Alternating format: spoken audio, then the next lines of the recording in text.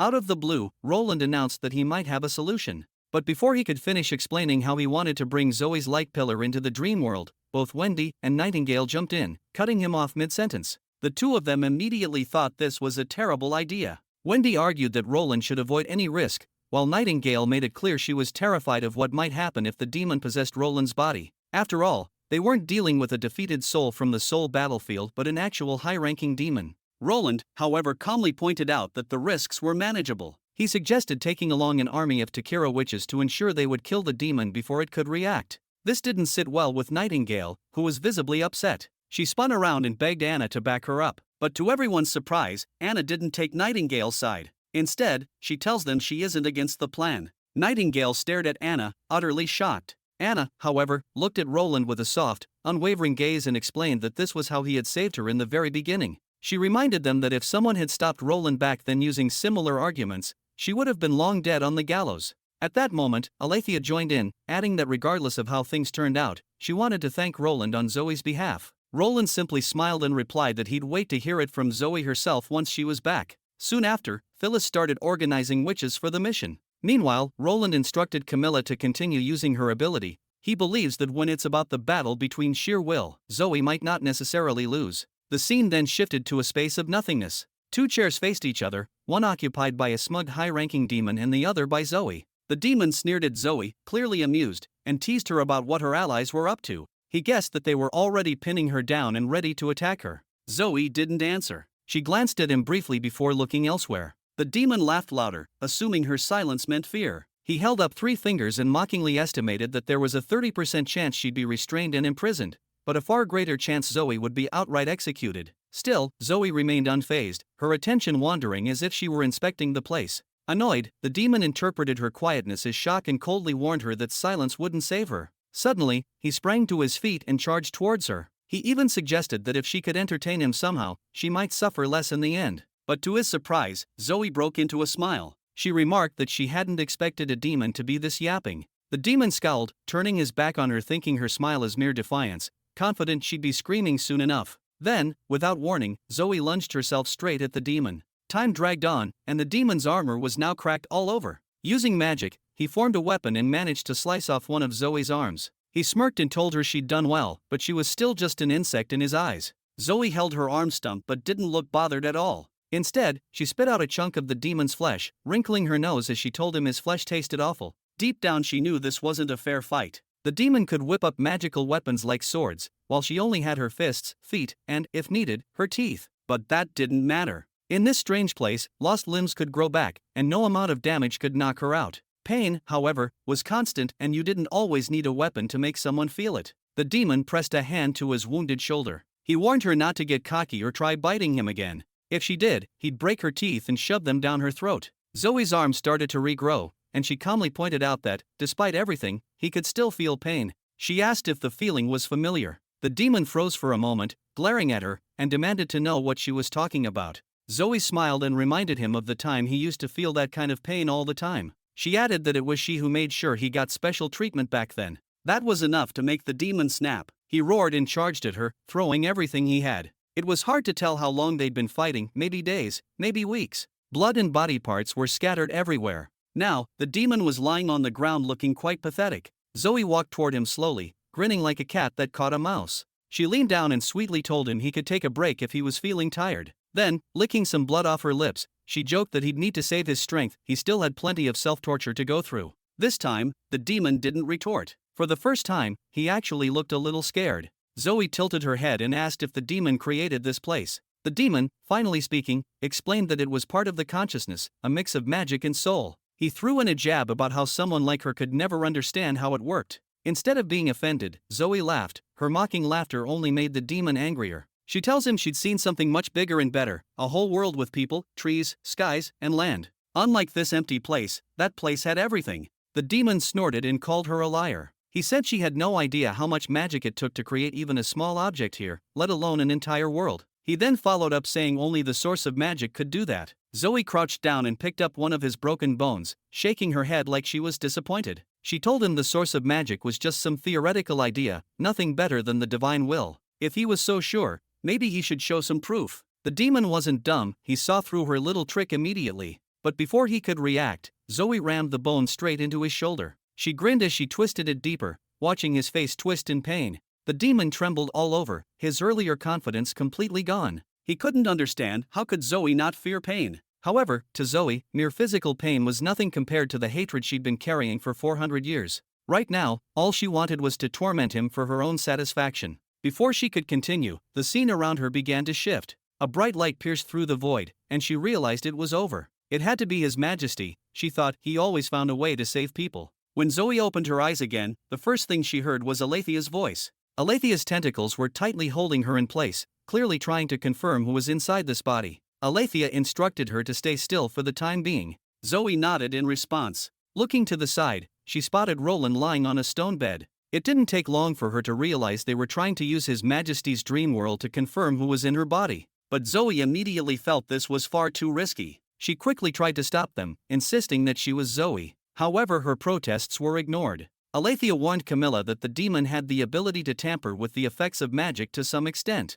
If the demon enters the dream world, who knew what would happen? If anything happened, she urged her to wake Roland up immediately. Roland, seeing Zoe waking up, said even the person right now is a demon. He could have said the same thing. Seeing that Roland hadn't activated the dream world, Zoe finally felt a bit relieved. Zoe then suggested a solution. What if they have Camilla reconnect her and the demon? If they forced the demon to admit the truth, everything would be clear. The group exchanged glances, until Pasha spoke up, saying it wouldn't hurt to try. After all, if the other side was the real Zoe, she would surely know how to expose the imposter. Roland agreed, and Camilla activated her power again. The god's punishment soldier's body suddenly twitched as the demon realized what was happening. He snarled, saying only an idiot would admit to being a demon in this situation. Zoe let out a chilling smile while reminding him that if he refused to speak, she'd happily re-enter his consciousness and make him relive the pain of those endless days. That was enough to break him. The demon, his face twisted in anger, finally growled that it was enough. He admitted defeat, saying they just got lucky this time.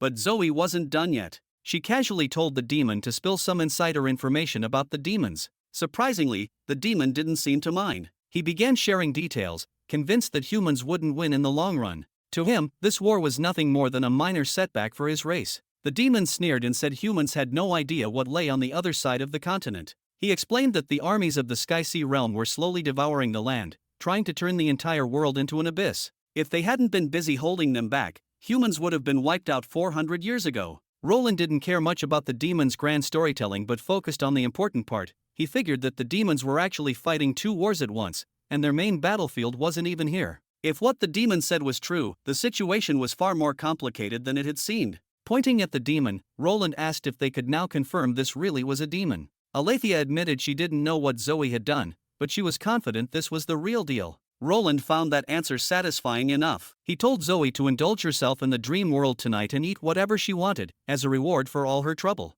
Zoe's eyes lit up at the offer, and she thanked him. Still, she added with a sigh that it was a pity the demon had gotten used to its borrowed body. The same method wouldn't work to dig out its true thoughts again. The demon suddenly chuckled, unable to contain himself, and mocked how ridiculous it was to call them demons. He said humans always labeled anything different from themselves as terrifying and evil. He added that when the source of magic reappeared, that would be the end of humanity. Roland immediately realized the demon was referring to the red moon. Agatha, however, disagreed. She'd seen the red moon herself, and whatever it was incredibly far from their world. She wondered aloud if the demons had a way to reach that far. But this time, the demon turned his head away without answering. Roland then asked him what exactly was the Sky Sea realm. However, the demon stayed silent again. Roland pressed further, asking if it was the demons who had wiped out the underground civilization. Once again, there's no response. He switched tactics, asking if the monsters that launched black pillars were some sort of inheritance from the underground civilization.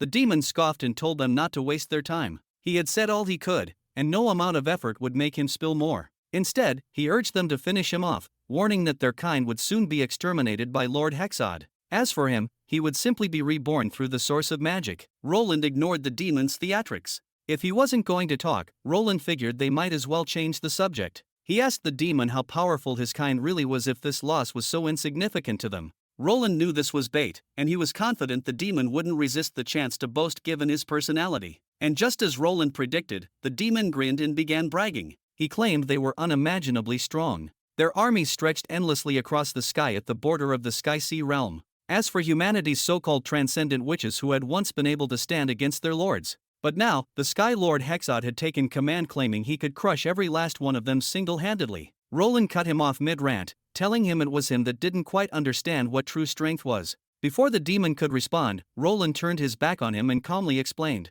True strength, he said, wasn't about plunging the world into darkness. It was about those who, at the brink of collapse, were willing to burn their very souls to bring light and warmth to all. As he walked away, Roland threw one last remark over his shoulder, sarcastically asking why, if the demons were so mighty, they should just light the fire. The demon looked confused, but before he could react, the group had already left. Outside, Anna noticed that Roland seemed quite happy after his chat with the demon. When she asked him about it, Roland admitted he wasn't exactly happy but felt they had learned a lot. For starters, he pointed out, the sea monsters could hold off the demon army, which meant they weren't as simple as they seemed. More importantly, the demons hadn't referred to their Sky-Sea realm enemies as insects, which meant the enemy had also evolved, or what the demons called ascended. Anna, however, quickly pointed out only one species had been eliminated, yet 2 species had ascended. The math didn't add up. She then realized something important. Perhaps the demon never actually said they destroyed the eliminated civilization. It only mentioned that reaching the Sky-Sea realm was a requirement for gaining inheritance. Roland nodded, thinking there must be more to the story, something they didn't know yet. The scene shifted to the meeting hall in Neverwinter Castle. Everyone was deep in thought. The idea of a species as strong as demons on the other side of the continent weighed heavily on the group. Wendy, trying to lighten the mood, suggested that the demons might have made all this up to scare them. She said they should stay optimistic until they had solid proof. After a pause, Phyllis admitted they'd underestimated the demons. She said they didn't just lack knowledge about the Sky-Sea realm, they didn't even know much about the far side of the Dawn region. Roland asked if she knew anything specific. Phyllis shared she had once heard the other side of the Dawn region was a wasteland with towering mountains and cliffs. Most of the time, the mountains were underwater, only fully revealed during low tide. That caught Roland's attention. It sounded a lot like what Thunder had described in the Shadow Isle. Could the explorers have seen the continent opposite the Dawn region? But that shouldn't be happening because the Dawn region was northwest of Neverwinter, while the Shadow Isle was on the east side. How could the explorers have seen the other continent from there? Roland frowned, thinking about the geography. If the world was round, the planet's curvature should have made such a sight impossible. Something didn't feel right. Tilly seemed to have the same thought. Roland noticed her looking at him and realized she was also remembering the underwater ruins the expedition team had found. If those ruins weren't built by the Federation but were watching the demon continent, then who built them? Roland decided he would need Thunder to investigate the ruins further. Agatha noticed Roland had gone quiet and asked if he was okay. He told her he was just thinking. She guessed the news was stressing him out and reassured him they'd find a way to deal with it. Phyllis chimed in, saying Roland was already doing better than the top 3 seats and should give himself some credit. Roland looked around and noticed everyone seemed worried about him. He realized his deep thinking had made him look too serious. Smiling, he told them his plan wasn't to hide in some remote corner and leave the demon problem for the people 400 years later. Instead, he wanted to face everything head-on, take down the competition and solve the mystery of the divine will. That, he added with a grin, sounded way more fun. Anna smiled at him as he stood up. Roland declared that in the face of the sun, all things, including demons, would turn to mere dust. With a determined look, he told them they'd stand together and witness that moment. Can anyone guess what our boy is trying to build this time? On the other side of town, Akima sat by the fire while Doris brought out a pot of soup and placed it on the table. That was dinner for the night. Akima stared at her reflection in the soup and hesitated. Doris noticed and asked what was on her mind. Akima admitted she was wondering if her decision back then had been a mistake. She thought maybe if they had stayed under the sleeping curse, life would have been easier. At least they wouldn't all be crammed into this tiny house. Doris tried to comfort her, saying that no matter the size of the house, it was still a roof over their heads. Sure, it wasn't as good as before, but it was better than wandering the streets like they used to. Akima cut her off, saying things weren't like they used to be. She had applied for several jobs at the city hall but hadn't been accepted for any of them. Now, all 6 of them were depending on Doris and White Pear to cover the expenses. Regret crept in as she wondered if things would have been different had she accepted Wendy's help. Realizing her tone was harsh, she apologized and buried her face in her hands. Doris reassured her, reminding her that everyone had agreed to leave together because they believed in her, saying it wasn't her fault. Holding Akima's hand, Doris added that covering expenses was no big deal. Akima had done so much for them in the past, now, it was their turn to give back. Akima didn't know how to respond, but before she could think, a knock came at the door. Startled, she stood up and asked who it was. To her surprise, it was Wendy. She explained that Roland wanted to talk to them. Through the heavy snow, they made their way to the castle. The guards at the gate were now replaced by Takira witches. Wendy asked Akima if she was cold, pointing out that they'd be stripping down soon enough once inside. Hearing this, Akima suddenly had some weird thoughts popping up. When they reached the castle, a maid greeted Wendy with a bow and informed her that His Majesty was in the study. Wendy thanked her and grabbed Akima's hand, leading her inside. Warmth washed over them as soon as they entered. Following the maid into the main hall, Akima noticed the heating pipes. Wendy removed her coat and told Akima she should do the same.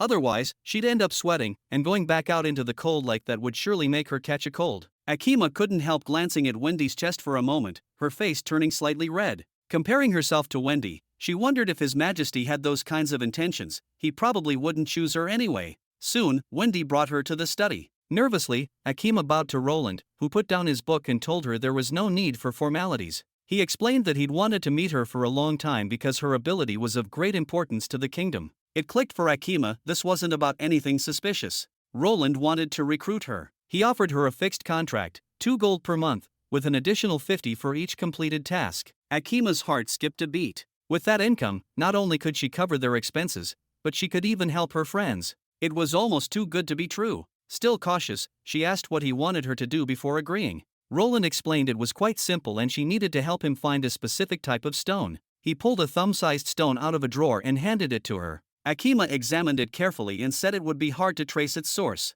She recalled a time when she was tasked to locate a gemstone source but ended up leading the client to a place full of gravel. Roland guessed those were probably bauxite, technically a gemstone source by composition, then encouraged her to give it a try. Akima activated her ability, and suddenly, a beam of light shot out. Even she was startled, it was the strongest light she'd ever seen. Roland smiled and asked if something was wrong. Akima replied that there must be another matching stone in the drawer. Wendy pulled it out, and Roland confirmed she was absolutely right. Then he asked if she could locate a third matching stone. Akima tried again, using her ability to trace the source of the stone. She could pinpoint the direction but couldn't tell how far it was. Roland asked her to try different directions, which only made her more curious. She finally asked what these stones were, could they be more valuable than gold? Roland smiled and explained that these stones were their future. That answer left Akima a little uneasy. She wasn't a combat witch, and if the stones were truly that valuable, she worried that news could leak, putting both the mission and her life in danger. Hearing her concern, Roland then reassured her, saying that if anyone who didn't understand them,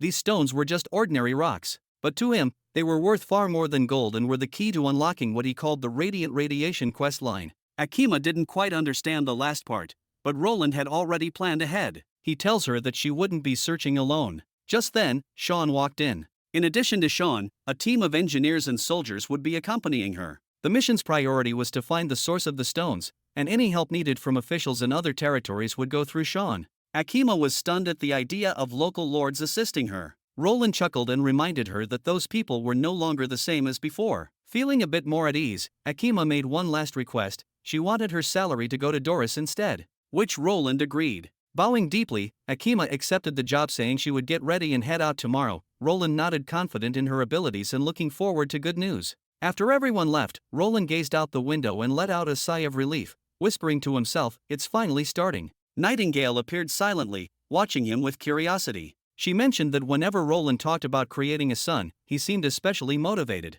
Roland sighed and said it was because this path was all about chasing fire. From this moment on, humanity was stepping into a new era, no longer just looking up at the sun but striving to shine alongside it. Nightingale wasn't sure what to say. What she didn't know was that since Lucia's evolution on her coming-of-age day, Roland had secretly tasked Kyle with isolating an element from a mass of materials to find uranium. With the critical samples in hand, Roland now had what he needed to work toward the power of nuclear energy. From the information they had gathered from the demons, humanity was at a life-or-death crossroads. If their enemies could strengthen themselves in ways beyond logic, then humans needed a weapon just as extraordinary, and that very weapon would be nuclear energy. Nightingale watched Roland in silence, his face serious and his mind clearly elsewhere. After a moment, she patted his shoulder and told him she believed in whatever he said. Still, she admitted it was hard to imagine that such a small thing could reduce demons to ashes. Roland admitted even he wouldn't have believed it without seeing it for himself. He added that if it weren't for Soraya wrapping it in a protective membrane, he wouldn't dare touch it with his bare hands.